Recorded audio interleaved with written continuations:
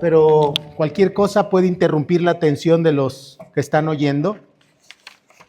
Y esta historia de veras que me deja sin excusas, porque yo luego me quejo porque por allá llora un niño, por acá se levanta otra persona, por acá otros están hablando, por acá otro ya se está medio durmiendo. Y realmente pues me siento de repente perdido porque digo, wow, hay muchas distracciones, pero cuando leo esta historia en Marcos 2, una historia que usted conoce, del 1 al 12, o sea, literalmente a Jesús lo estaban interrumpiendo, demoliéndole el techo sobre su cabeza de sus oyentes. O sea, digo, wow, o sea, esto sí supera toda situación de la que yo me pueda quejar, que te derrumben el techo mientras estás enseñando, eso sí requiere otro nivel de enseñanza. Pero aquí tenemos a Jesús y yo quisiera pensar en este tema de la grandeza del Señor como Rey, pensar en esta historia, algunos conceptos que nos motivan a tratar a Jesús como lo que es Él. ¿Quién es Jesús para nosotros? ¿Qué es su grandeza? Pues que Él es Rey y no podemos tratarlo como nosotros queramos. Estaba leyendo la historia de la conversión de este hermano que me gusta seguirlo, se llama Tim Keller, falleció ya, cáncer en la garganta, murió hace 2 años, si no me equivoco, me ayuda el pastor Kenton, pero murió y él estaba comentando antes de morir cómo conoció del Señor. Y él dijo que él por años estuvo yendo en la universidad a un estudio bíblico. Y durante ese estudio bíblico él escuchaba acerca del mensaje de Jesús, pero nunca había una reacción de él personal hacia la persona de Jesús. Él nada más escuchaba, un hombre intelectual que le gusta leer y le gustaba oír las historias. Tenía, creo que una razón importante, le gustaba una chica del grupo de estudio, si no me equivoco, que después sería su esposa. Pero la misionera que llevaba esos estudios bíblicos se dio cuenta que el hermano no hacía ningún movimiento hacia caminar con Jesús. Y dice que una tarde después del estudio bíblico, la misionera lo tomó de la mano a este joven universitario que después sería el predicador Tim Keller y lo sacó al bosque, al jardín. Y le dijo, Tim, te he sacado aquí en esta noche para que veas las estrellas, veas los árboles, era una noche estrellada, veas lo que hay aquí en esta noche, los insectos nocturnos, escúchalos. Y le ha dicho, todo esto fue creado por el personaje que hemos estado hablando todos estos días. Dice la palabra que Él es tan poderoso que todas las cosas se sostienen en Él hasta el día de hoy. Porque sin Él todo este universo estaría desintegrado, porque Él le da cohesión a los planetas, al mundo entero, completamente. Y Tim Keller otra vez escuchando lo que le está diciendo la misionera. Y de repente la misionera le lanza el dardo del Señor y le dice, ¿cómo es posible que tú trates al Rey con tanta indiferencia? ¿Cuándo vas a dar un movimiento hacia Él? ¿Cuándo te vas a rendir ante el Salvador Rey que tenemos? Y ese fue el día cuando entendió que no podía seguir tratando al Señor Rey como su cuate, como su compa, como alguien así a su nivel, su consejero, ni siquiera como su consejero, sino como el Rey de la creación. Yo no sé cómo trates tú a Jesús en tu vida. Tal vez como esta historia de Tim Keller, ¿te gusta oír? ¿Te gusta estar aquí? Oír. Pero creo que es el momento que dejes de considerarlo como alguien interesante para oír. Que lo consideres como tu Rey. Y esta historia nos muestra la majestad del Rey en la historia de Jesús sanando al paralítico. Y quiero leer la palabra de Dios a continuación en esta historia. Marcos capítulo 2. Marcos capítulo 2, del 1 al 12. Quiero que al leerla ustedes note varios círculos de oyentes en esta historia, pero voy a leerla primero. Entró Jesús otra vez en Capernaum después de algunos días y se oyó que estaba en casa. E inmediatamente se juntaron muchos, de manera que ya no cabían ni aún a la puerta, y les predicaba la palabra. Entonces vinieron a él unos trayendo un paralítico que era cargado por 4. Y como no podían acercarse a él a causa de la multitud, descubrieron el techo de donde estaba y haciendo una abertura, bajaron el lecho en que yacía el paralítico. La palabra, si a usted le gusta las palabras etimológicas, la palabra donde dice descubrir, la palabra literal ahí es demoler. Versículo 5, al ver Jesús la fe de ellos, dijo al paralítico: Hijo, tus pecados te son perdonados. Estaban ahí sentados algunos de los escribas, los cuales cavilaban en sus corazones: ¿por qué habla este así? Blasfemias dice. ¿Quién puede perdonar pecados sino solo Dios? Y conociendo luego Jesús en su espíritu que cavilaban de esta manera, dentro de sí mismo les dijo: ¿por qué caviláis así en vuestros corazones? ¿Qué es más fácil decir al paralítico: tus pecados te son perdonados, o decirle: levántate, toma tu lecho y anda? Pues para que sepáis que el Hijo del Hombre tiene potestad en la tierra para perdonar pecados, dijo al paralítico: a ti te digo, levántate, toma tu lecho y vete a tu casa. Entonces él se levantó y enseguida, y tomando su lecho, salió delante de todos, de manera que todos se asombraron y glorificaron a Dios diciendo: nunca hemos visto tal cosa. Y hasta ahí la palabra del Señor. Esta es una historia con mucha necesidad, con mucho dolor. Esta es una historia que tiene varios círculos de oyentes. Yo quiero que usted se imagine conmigo, primeramente, la interrupción. Usted está escuchando y de repente está viendo caerle material en la cabeza. Y está Jesús allí en esa casa apretada. Pero de repente hay un círculo por allí de gente que está oyendo y está asombrada y está conectada con el reino explicado de Jesús, que está explicando sobre su reino. Hay gente muy conectada, como este grupo aquí, que está bien conectado escuchando. Pero había otro grupo que no estaba tan conectado, el grupo de los criticones. No, no es cierto. No es cierto, no es cierto. Tranquilos. Que están, dice, cavilando. Ayúdenme poniendo su cara de cavilación, así como, y haga conmigo, A ver, les dije que eran criticones. ¿Cómo se atreve a estar hablando así? Y más cuando Jesús le está diciendo a este hombre: tus pecados te son perdonados. Y estos están, pero ¿cómo está hablando? Está diciendo blasfemia.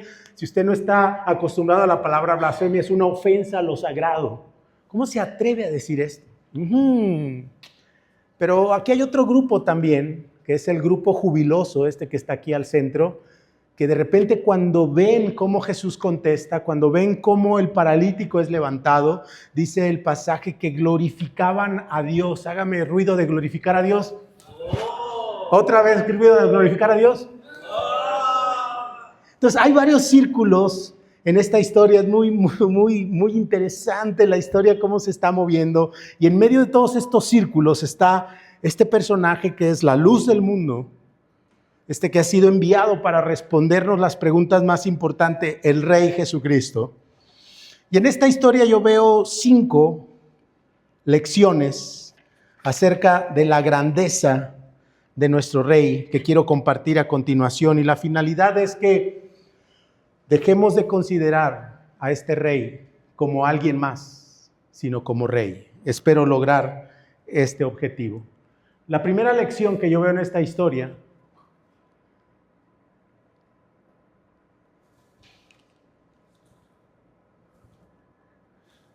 siempre lo hago mal. Ahí está. Primera lección es la lección de que Jesús, el Rey, tenía un tema central. Y es un tema central para ti, de parte de este Rey. El tema central en esta historia, aunque parecería que es el milagro, aunque parecería que es el paralítico que se levanta. Si usted nota, lo que está pasando en esta historia es que Jesús en el capítulo 1 está recorriendo las aldeas y está haciendo una única función. Dice que está predicando la palabra. Note usted, por ejemplo, en el capítulo 1, versículo 35, Jesús recorre las aldeas, pero también cuando termina esta historia, a partir de que termina la historia, sigue diciendo que Jesús continúa enseñando, versículo 13. ¿Cuál era la tarea principal de Jesús? La tarea principal de Jesús era enseñar su palabra.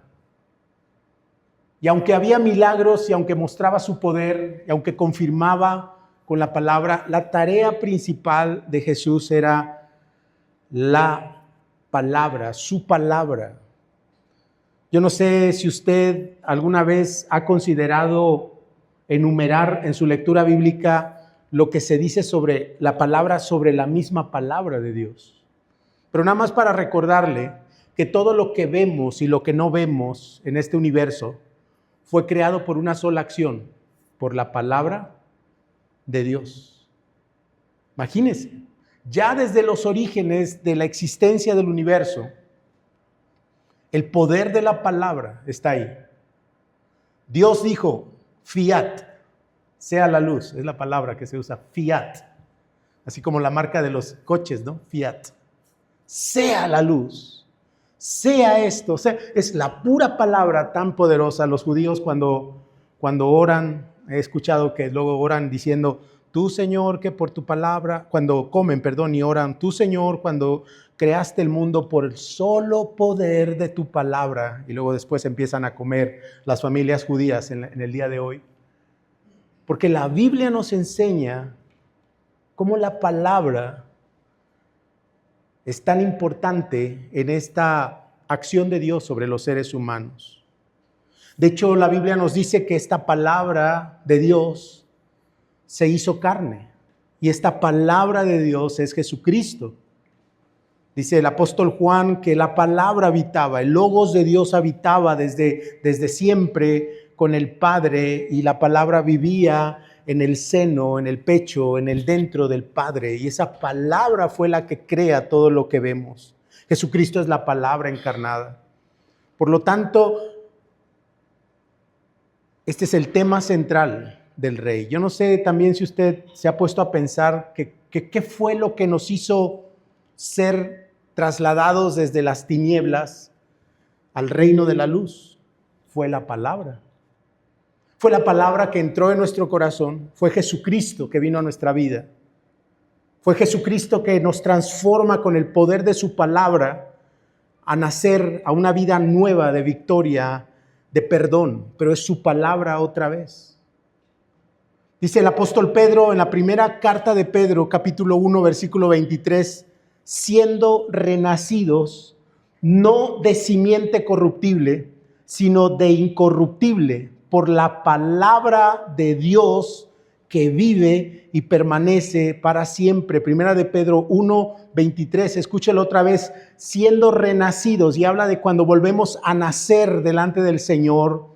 No es entrando al vientre de nuestra madre, como dice Nicodemo, sino que el Señor nos cambia nuestra mente, nuestra voluntad, nuestros deseos por el poder de su palabra, no de simiente corruptible, sino de incorruptible, por la palabra de Dios que vive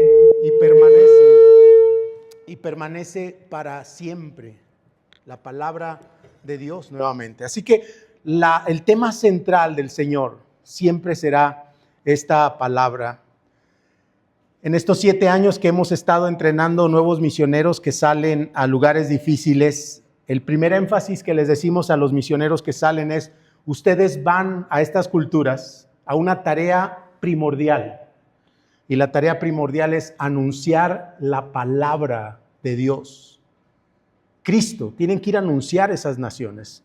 Hay muchas cosas que la gente dice que necesita hoy, muchas necesidades sentidas. Usted vaya con un micrófono, con una encuesta a la calle y pregúntele qué necesitan las personas. Y las personas siempre te van a decir cualquier cosa. Te van a decir: necesito una mejor casa, necesito una mejor esposa, necesito, no sé, una mejor bicicleta, necesito una mejor esto o aquello.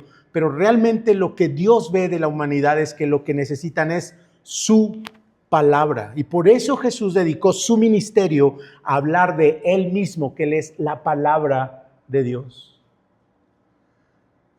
El gran favor que le puedes hacer a tu familia y a tus amigos y a tus parientes es ir y llevarles la palabra. Porque aunque ellos no lo crean y no lo vean, es lo único que les va a volver a hacer nacer de nuevo. Y yo te quiero preguntar aquí, ¿hace cuánto tiempo no compartes la palabra de Jesucristo con las personas? ¿Sabes cuánto daño le estás haciendo? A veces estamos contentos con que la gente sienta que somos bien cool, somos buena onda, ¿no? Con eso nos conformamos. Jesucristo no se conformaba con eso. Jesucristo decía, la palabra, tengo que anunciar mi palabra, mi reino a las multitudes. Ese era el tema central y es con lo que nos sostiene el Señor en su majestad. Así de majestuoso es el Señor que solo su palabra nos hace nacer de nuevo. Número 2. Otra forma de ver la grandeza del Señor, no solamente haciéndonos vivir por su palabra, imagínense la grandeza de nuestro Señor, es que Él ve en su gran grandeza que como seres humanos tenemos dos necesidades urgentes. Dos necesidades urgentes. Es obvio que en este pasaje hay un aspecto de la necesidad física. Tenemos un hombre sufriendo que no puede caminar y ese es obvio. Este hombre quiere caminar, este hombre necesita caminar, necesita no ser carga para su familia, necesita levantarse de ahí y es obvio. Y Jesús viene a atender estas necesidades físicas de esta persona. Pero también es obvio que en esta historia hay una necesidad espiritual y eterna. Y este hombre también lo necesita. Siempre me he puesto a pensar, ¿por qué Jesús, antes de atender la necesidad física, se aboca a atender la necesidad espiritual? ¿Se fijaron? No lo levantó inmediatamente. Primero atendió la necesidad espiritual. ¿Y cuál es esta necesidad espiritual? Estar bien con Dios. Conocí a una persona, un pastor que es capellán de hospital allá en La Laguna, la zona de La Laguna. Hay un sector allí en unos estados. De hecho, de ahí viene la leche Lala, La Laguna. Ahí se hace en La Laguna y son 2 o 3 estados, si no me equivoco, no recuerdo el nombre de los estados. Ahí es que existe este pastor que es capellán de hospitales de la Iglesia Bautista y siempre usa este pasaje para presentar a Cristo en el hospital a los enfermos. Él entra a los hospitales, les lee la historia y después de leerles las historias, le pregunta a las personas que están ahí en la cama, si tú fueras este paralítico, ¿te gustaría estar bien con Dios o te gustaría estar sano, sabiendo que estás en una cama de posible muerte? ¿Y saben cuál es la respuesta de estos enfermos? Estar bien con Dios. Porque esta es una necesidad tan urgente y tan eterna que a veces no pensamos. Tristemente, yo quiero decirte que un milagro muchas veces no cambia a las personas. He conocido gente que han sido sanadas, que les ha sido provisto lo que necesitan para la vida, han salido de un problema y después del milagro, a la vuelta de la esquina de la vida, se apartan de Dios nuevamente. Tú y yo podemos ser ese ejemplo, que hemos visto los milagros de Dios y ¿sabes qué? Seguimos siendo los mismos. Seguimos estando sin cambiar, estamos todavía con los mismos problemas de desobediencia y no fue el milagro que nos cambió. Necesitamos algo más poderoso y es el cambio del corazón y estar bien con Dios. Por eso necesitamos entender que este es un problema más importante que el físico. La realidad es esta, que algún día alguien nos va a tener que acompañar en nuestro propio funeral. Espero que no sea mañana ni pasado mañana, que todos vivamos 100 años. Pero nadie tiene comprada la vida y algún día estaremos todos acompañándote en tu funeral, o tú estarás acompañándonos en nuestro funeral. Y sabes que la Biblia dice que algún día llegaremos delante del santo Dios. Dice la Biblia que el Dios creador del universo es santo, santo, santo. Dilo conmigo. Santo, santo, santo. Superlativamente santo. Y algún día tú vas a llegar y vas a ir delante de Dios y tú no le vas a dar tu opinión a Dios sobre ti mismo, decir, Dios, tú debes de creer esto, que esto fue mi vida. No lo vas a poder hacer, ni tú ni yo. Tú vas a tener que estar frente al Dios santo, santo, santo, escuchando su opinión de tu vida. Y esos son problemas mayores. Porque aquel que no permite la maldad, aquel que no permite la desobediencia en su presencia, dará un veredicto sobre tu vida. Y ese es un problema mayor y hay que resolverlo. Y Jesús lo resuelve aquí. Jesús habla del perdón. Jesús dice, tus pecados te son perdonados. Ahora que estuvo el COVID tan fuerte y algunos de nosotros vivimos experiencias tan dolorosas, era un gran tiempo para saber cómo estábamos con Dios, porque la muerte era tan inminente para todos nosotros. Y yo te quiero dejar esta necesidad tan urgente y eterna. ¿Cómo estás delante del gran Dios, del Todopoderoso, que estaremos delante de su presencia? ¿Tienes resuelto ese problema? Si no lo tienes resuelto, escucha a nuestro gran Salvador. Solo aquel que le habló a este paralítico y le dijo, tus pecados te son perdonados. Solamente Él tiene la potestad y el derecho de poderte perdonar hoy y decirte y escuchar su voz que te dice, está todo resuelto, estás limpio, está todo perdonado, está todo olvidado, todo está pagado, adelante. Solamente Él lo puede resolver. Si tienes cubierta la habitación, el calzado, la vida, el éxito, el diploma, pero no tienes resuelta esta gran necesidad, ¿qué estamos esperando? Es hoy el momento de resolverlo.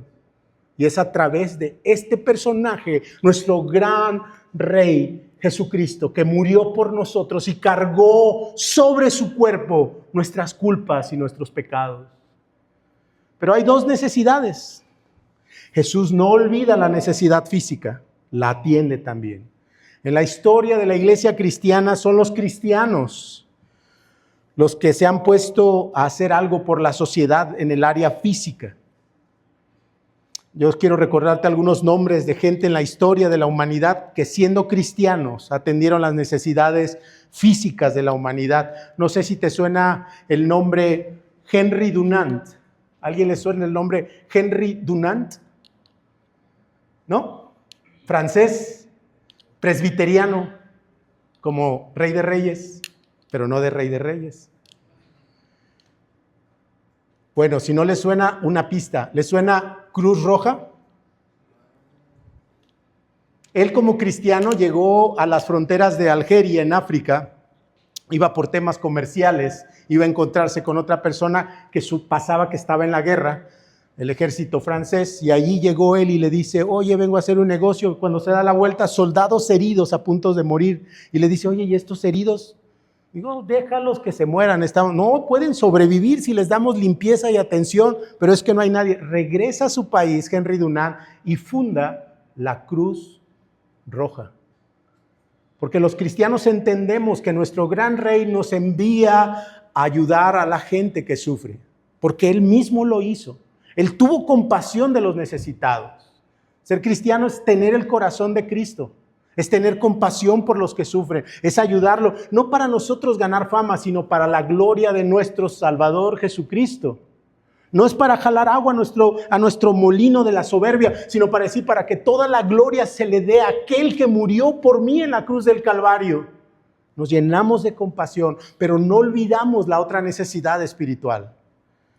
Cuando estamos preparando a los misioneros, tienen que ir con identidades a estos países hostiles al Evangelio y les pedimos que lo que sepan hacer para ayudar a las comunidades lo hagan. Algunos son doctores, algunos son dentistas que dejan sus trabajos por ir a predicar esos lugares. Algunas son enfermeras, otros hasta tienen que aprender primeros auxilios y llegan a esas comunidades y por un lado están atendiendo a la gente, pero por otro lado están también presentando esta necesidad espiritual y presentan el evangelio. Ambas cosas lo están haciendo para presentar el reino de Cristo, pero lo espiritual toma una importancia, una prioridad grande porque es eterna, pero son ambas.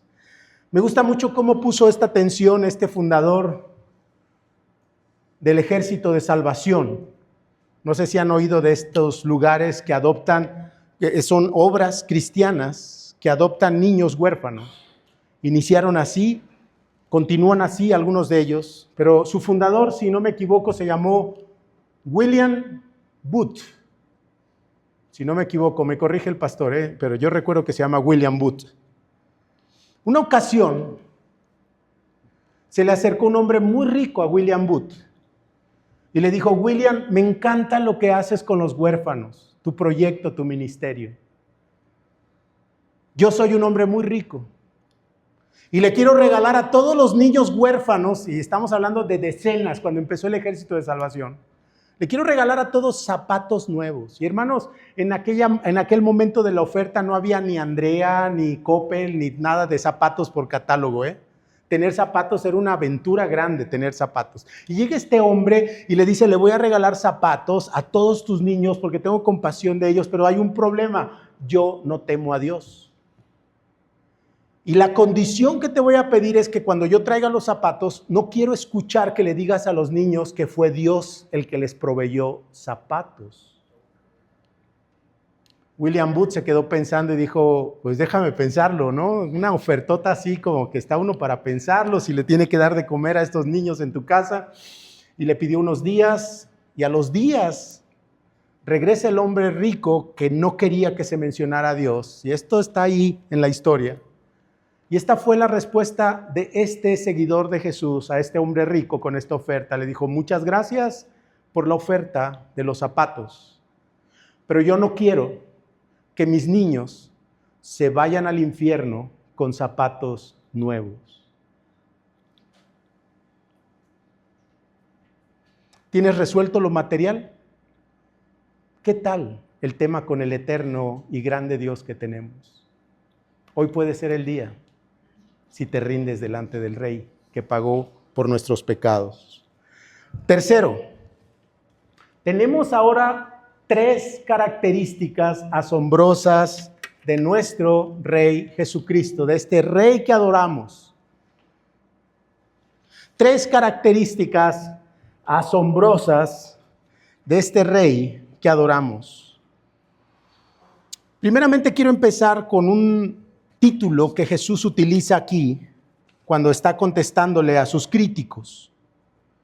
Jesús les contesta y les dice en el versículo 10, cuando le tiran en cara: ¿quién eres tú para perdonar pecados? Jesús les responde: pues para que sepan que el Hijo del Hombre tiene potestad en la tierra para perdonar pecados.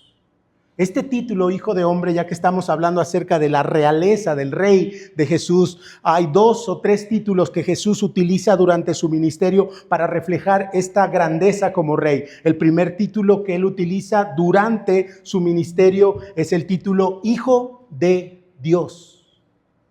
Cuando le preguntan su autoridad, él dice: yo soy el Hijo de Dios. Y este es un título real que utiliza el profeta que va a visitar a David y le dice: David, en la historia le dice: David, tú has querido construir una casa para Dios, has querido construir un templo, tú no vas a construirlo sino tu hijo Salomón. Y le dice el profeta: pero Dios te va a construir una casa con tu apellido, va a salir de ti un hijo tuyo que será hijo de Dios y será eterno su reinado. Y ese título, Hijo de Dios, era la promesa de que vendría un rey poderoso en la historia. Y Jesús, cuando está predicando, dice: yo soy ese Hijo de Dios prometido. El segundo título que habla de la realeza del Señor, lo vimos ayer, es el título Cristo o ungido, que otra vez habla de su grandeza y de su reinado, de su poder. Pero el tercer título es este: Hijo de Hombre. Y usted tiene que tener cuidado con este título porque yo creía que era como un título de humildad y como de, soy de rancho, ¿no? Luego yo digo, perdón, es que soy de rancho. Cuando Jesús decía, perdón, soy hijo de hombre. No. Este título lo puede rastrear usted en el pasaje que le comenté ayer en Daniel capítulo 7. En Daniel capítulo 7, un profeta antes de Jesús dice que tiene una visión de Dios. Este profeta Daniel trabaja en los niveles gubernamentales de su tiempo, con los imperios de su tiempo. Es un hombre usado por Dios en la política. Luego me dicen por ahí mis amigos que son políticos, que yo quiero ser político para servir a Dios. Le digo, pero pues tú como Daniel, ora 3 veces al día, porque nomás quieres ser político, pero no te entregas al Señor, ¿no? Y Daniel, como un buen político, está ahí sirviendo y de repente sirviendo al Señor y sirviendo la política de su tiempo, Dios le muestra una visión de los imperios que vendrán y le muestra 4 imperios. Daniel capítulo 7 dice que ve a un imperio como un oso, luego que ve un imperio como un leopardo y luego ve un imperio como un monstruo enorme que le salen 10 cuernos y de repente aparece un 4º reino que enseguida voy a hablar. Pero cuando pide la interpretación en esa visión que tiene, se le dice, se levantarán 3 imperios humanos que devorarán, que aterrorizarán a las naciones, que serán tremendos en la historia. Pero dice, de repente aparecerá un 4º reino. Aparecerá Dios mismo en las alturas. Y de repente aparecerá, escuche bien, alguien semejante a hijo de hombre, que descenderá y se sentará en el trono y gobernará todos los imperios. Y reinará, y todos se postrarán delante de él. ¿Escuchó el título que utilizó? Hijo de hombre. Y ahora tenemos a Jesús aquí diciendo lo que decía la profecía de Daniel. Ese título de autoridad de un reino que vendría, un rey que vendría, ese soy yo, el Hijo del Hombre, soy yo. Ese es el rey que tenemos, profetizado, anunciado. Y son... En esta historia, en toda esa autoridad que está diciendo, Jesús habla de 3 características importantes de él mismo en esta misma historia. Nuestro gran rey puede sanar. Y es evidente lo que pasó aquí. Y yo quiero hablarle aquí en esta hora también a todos aquellos que han venido con una congoja de su dolor y de su enfermedad. Y quiero decirle algo que creo que es teológicamente correcto. La enfermedad, las bacterias y los microbios no son soberanos. El único soberano es Jesús. Te lo voy a repetir otra vez. Ni microbios, ni enfermedades, ni bacterias son soberanas. No se andan moviendo por ahí solas, decidiendo como ellas quieren. El único soberano se llama Jesucristo. Y este es el mayor ejemplo que yo veo, o uno de los mayores ejemplos. Le dice a un hombre paralítico, levántate. Y la enfermedad y la situación lo abandonan. Ni la muerte ni la enfermedad. Y no te estoy hablando aquí de que vas hoy a ser sano. Podría ser que sí, si Dios lo decide en su gran gobierno. Pero que nos quede claro, solo Él es soberano. Podemos confiar en Él en todo momento y toda situación. Tu doctor, con todo el respeto a los doctores que hay aquí, no tienen la última palabra sobre nuestras vidas. Solo Jesucristo tiene la última palabra sobre nuestras vidas. ¿Amén? Amén. Otra vez. ¿Amén? Amén. Amén. Gloria a Dios. Se los dice un esposo que ha visto salir adelante a su esposa del cáncer. Y nos vamos a Humán a servir al Señor. Otra forma en que el Señor muestra su característica asombrosa es que Jesús en esta historia puede leer pensamientos. Puede leer tus pensamientos. Yo no tengo ese poder de saber qué estás pensando ahorita. No sé, o sea, todos parecen tan atentos en este momento y algunos con sueño. Pero no tengo yo el poder. Pero ¿sabes qué? Jesús lo tiene. Él sabe dónde estás conectado en este preciso momento. A Él no lo podemos engañar. ¿Y sabes qué es lo que más me asombra según el Salmo 139? Que a pesar de que sabe qué pensamos, qué hemos hecho en la intimidad y en lo secreto de nuestras vidas, Él no es el Big Brother que va a sacar todo eso a la luz y tus trapitos a sol en el tendedero y decirle al mundo lo que eres. Él usa toda esa información que sabe de ti y de mí para amarnos, para buscarnos, para reconciliarnos con Él. No te avergüences de que Él sabe todo lo que sabe de ti. Él quiere restaurarte, quiere que te levantes. Él sabe lo que somos y aún así nos llama a su presencia y nos perdona. ¡Wow!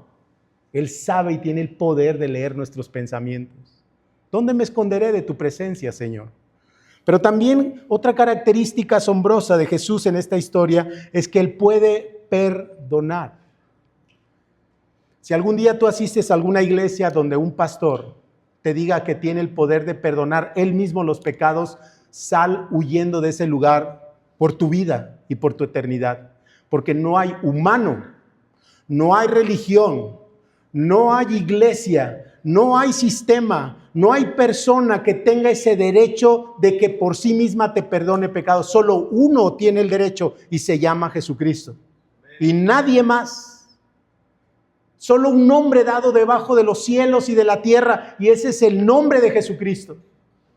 Y en Él confiamos, y Él es nuestra fortaleza, y Él es nuestro perdón, y Él es nuestra torre fuerte, y solamente Él tiene esta característica de poder, porque Él es nuestro Rey que salva. Aleluya. Pero ahora, después de asombrarnos con estas características de perdón, de entender nuestros pensamientos, de sanar, que atiende nuestras necesidades urgentes y que nos da su palabra, no se queda ahí la historia. Hay un cuarto concepto ahí que quisiera reflexionar en esto. En esta historia tenemos a 4 amigos del rey. 4 amigos. ¿Notaste tú que había amigos aquí que llevaron al hombre paralítico? Dice que son 4. Y algo que me llama mucho la atención de esta historia, como lo es de otras historias más, es que dice Jesús que cuando Él ve la fe de sus amigos, versículo 5, al ver Jesús la fe de ellos, ¿notaste? Ni siquiera dice la fe del paralítico, dice la fe de sus amigos. El pasaje no nos dice qué cosas vio Jesús en estos amigos que les impresionaron, le llamaron la atención. Hay otros momentos en que Jesús se impresiona de la fe de otras personas. Has leído la historia de la mujer sirofenicia cuando le dice, Señor, necesito esto. Y el Señor le dice, no, es que yo no puedo darle de comer a los perrillos. Y la mujer dice, Señor, ayúdame por favor, porque aún... Y le dice algo. Y Jesús dice, wow, mujer, ¿qué fe tienes? Y en otra ocasión otro hombre se acerca y le dice, tengo un trabajador que está enfermo, ven, Señor, da tu palabra. Y Jesús por alguna razón no puede ir y le dice, pues da la palabra desde aquí y a la distancia se va a sanar, porque tú tienes el poder que aún a la distancia se puede sanar mi trabajador. Y Jesús dice, wow, cuánta fe en este hombre. ¿Y sabe qué es lo que me impresiona de que le impresione la fe de otros? Es que la carta a los hebreos dice que Jesús es el autor y el consumador de la fe. O sea, ¿quién puede impresionar a Jesús si Él es el autor de la fe? O sea, se me hace tan asombroso. Miren, yo soy malísimo para el fútbol, por eso no fui a jugar hoy. O sea, soy tan malo. O sea, y no me cree la gente, pero la última vez que jugué fútbol paré en la Cruz Roja, me rompí un dedo. Primer pase que di me rompí. Ahí va todos los hermanos a llevarme a la Cruz Roja para que me vendaran. Pero imagínese usted que estoy jugando algún día allí, dándole unos chustecitos, y de repente por alguna razón entra Messi aquí, y me ve jugar y dice, ¡wow! ¿Cómo le pega a Samuel? ¡Wow! ¿Cómo le está pegando? Samuel, qué increíble eres con el balón. O sea, así se me hace esta historia. Jesús ve a los amigos y dice, ¡wow! ¡Qué fe de esta gente! El autor y el consumador de la fe. No se nos dice qué fue lo que le impresiona a Jesús, pero yo quisiera un poquito pensar y tener algunas ideas acerca de lo que le impresiona a Jesús de la fe de estos amigos. Si me permite, déjeme un poquito imaginarme Esto no está en la Biblia, por favor, no está en la Biblia, pero déjeme compartir algunos pensamientos. ¿Qué fue lo que le impresionó la fe de estos amigos a Jesús? Número uno, creo que le impresionó de que su fe de estos amigos era auténtica, una fe auténtica. Número uno, una fe auténtica. La palabra de Dios dice que la fe tiene que ser auténtica. Todos tienen todos tipos de fe. Hay un librito que leí hace tiempo de teología que se llama Los tipos de fe, de Luis Berkhoff. Impresionante lo que dice. Dice que hay una fe histórica, una fe intelectual, una fe emocional. La fe histórica es aquella que dice, pues sí, creo que Jesús existió en la historia. Ajá, ¿y qué es para ti? No, pues sí, creo que Jesús existió. Fe histórica. Es mitad de fe eso. Porque la fe te debe de llevar a entregarte a Jesús. Hay fe intelectual, gente que se sabe la Biblia increíblemente, que te busca textos y en griego y en hebreo y las variaciones y las glosas y uno dice, ajá, ¿y qué? No, pues nada más lo sé, fe intelectual. Y he conocido un montón así, que no caminan con el Señor, pero saben un montón. Fe intelectual. Fe emocional. Dice Luis Berkhoff, es esa que se emociona, decimos allá en el sur de Guerrero, como llamarada de petate. ¿Dicen aquí así también? Le prendes un cerillo y el petate se enciende enormemente, pero ¿para qué te sirve ese fuego? Se apaga. Yo espero que no haya aquí ese tipo de fe, que nada más estar así como emocionadotes y cuando salgamos a las 4 de la tarde, ¡pum!, se extingue. Esta fe es auténtica. Esta fe lo arriesga todo. O sea, ¿se requiere fe para irle a romper el techo de la casa a una persona? Yo creo que sí. Que dicen, vamos con todo. Él te puede curar. Oye, pero nos vamos a endeudar. Vamos, no importa, vamos. Lo arriesgamos todo. Pero otra cosa que yo creo que le impresiona a Jesús es la compasión. Es una fe que tiene compasión. Una fe que actúa con amor, con aquellos que no conocen a Jesús y dicen, te vamos a llevar, te vamos a llevar. Nos compadecemos de ti, no te vamos a dejar aquí tirado todo el tiempo. Una fe compasiva. Pero también creo que algo que le impresiona a Jesús de estos amigos es una fe creativa. Se requiere creatividad para decir, si no entramos por la puerta, entraremos por el techo. Pero la cosa es llegar a Jesús.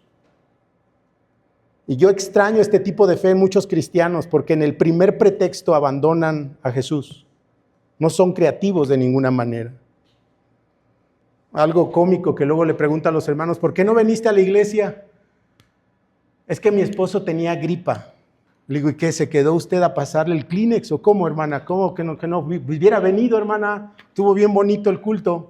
No, es que mi marido, no, es que también es cristiano. ¿A poco no le dijo que viniera? Pero tantita creatividad, tantito necesitamos, hermanos, para dejar de poner pretextos, creativos tantito para seguir adelante en el camino del Señor. Dejemos ya las excusas, pero esta gente es creativa en su fe. Pero también es una fe contagiosa, como les dije, no se asombra de la fe del paralítico, sino de los amigos, porque el paralítico tal vez decía, ¿en qué bronca? Les está diciendo, ¿en qué bronca me van a meter? Vamos a romper el techo. Y aquellos decían, no, te vamos a llevar. Y aquel, déjenme aquí, por favor, te vamos a llevar. Y yo me imagino la escena bajando al hombre paralítico y el paralítico, me van a tirar. Y es, no te vamos a tirar. Y cuando ya llega al suelo y lo levanta, yo me imagino la vista del paralítico que le dijo, chicos, se pudo, sí se pudo. Lo contagiaron, lo llevaron hasta los pies del Señor Jesús. Y por eso Jesús dice que viendo la fe de ellos, le asombró bastante al Señor. Mi pregunta aquí es, ante el Rey, ¿qué tipo de fe le estamos entregando? Aquel que tiene toda autoridad, aquel que lee nuestros pensamientos, que perdona, que sana. ¿Qué fe le estamos ofreciendo? Y quiero cerrar esta reflexión acerca de la grandeza de nuestro Señor haciendo un poco el resumen de estas lecciones que aprendemos en esta historia sobre la grandeza y nuestra tarea también ante este Rey asombroso. Número 1, si la prioridad de Jesús era proclamar la palabra en un mundo que se despedaza, salgamos a proclamar la palabra a todo Guadalajara, como puedas. a quien se te atraviese en el camino. Proclámale la palabra, necesita la palabra. Yo me doy vergüenza a veces porque termino platicando con la gente con la que me transporto, a veces gente inconversa, de todo menos de Cristo, hermanos. Imagínense qué grave estoy, que hasta termino hablando del Cruz Azul y de las Chivas a veces. Perdón, hermanos, perdón. En vez de hablarle de la palabra de Cristo. Pero la primera lección que yo puedo entender de la grandeza y de lo que nos ordena a nosotros es: proclamemos la palabra. Número 2, mostremos amor tangible a las personas que sufren alrededor de nosotros. ¿Tiene alguien que sufre? Tienes a una persona discapacitada, una persona que no tiene que comer. Muestra tu amor a esa persona en el nombre de Cristo, no para tu gloria, no para sentirte bien, sino para que exalten a aquel que es el dueño de tu vida. Y muestra de manera palpable, no solo en palabras, sino palpable, de una manera en que la persona pueda sentir su estómago, pueda sentir en su cuerpo a Cristo a través de lo que tú haces con tu amor por ellos, como Cristo lo hizo aquí. Número 3, persevera en la proclamación de la palabra, así como estos amigos perseveraron a pesar de los obstáculos. Como dice la palabra, si hubiera una montaña que nos estorba, vamos a quitarla y atravesar eso y sigamos proclamando la palabra. Y le estoy hablando aquí a padres que tal vez han perdido la esperanza de que un hijo se convierta y han dejado de hablarle de Cristo. Persevera en la proclamación de Cristo a tus hijos. Sígueles hablando, sigue orando por ellos, persevera en eso, ten fe en el Señor. El Señor es poderoso. Pero también otra lección que yo quiero que entendamos de nuestro gran rey con esta historia es que traigamos a los inválidos al rey. Hay mucha gente que tiene alguna discapacidad, un familiar que no le deja ir, una situación, un problema que les hace inválidos emocionalmente para venir a escuchar del rey. Ve por ellos, tráelos a los pies de Jesús y cualquier invalidez que tengan, cualquier pretexto, ofrécete para que tú puedas traerlos en medio de cualquier situación a los pies del rey. ¿Quieres ser un buen amigo? Tráelos a los pies de nuestro gran rey. Pero la quinta lección que quiero reflexionar en esta historia es que no perdamos el gozo. Así como esta historia termina con gran regocijo, que la iglesia Rey de Reyes no pierda este gozo, que su supremo gozo sea que muchos en Guadalajara conozcan de Cristo.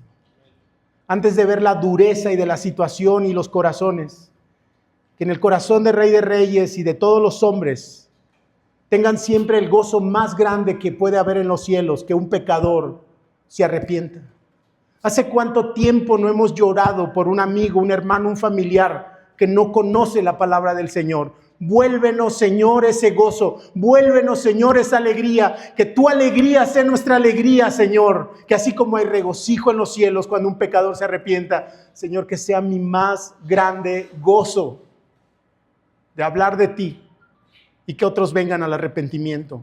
No pierdas esa alegría que nos muestra esta historia. Y te dejo esta reflexión como pregunta.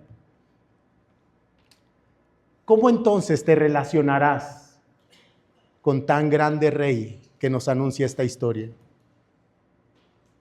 No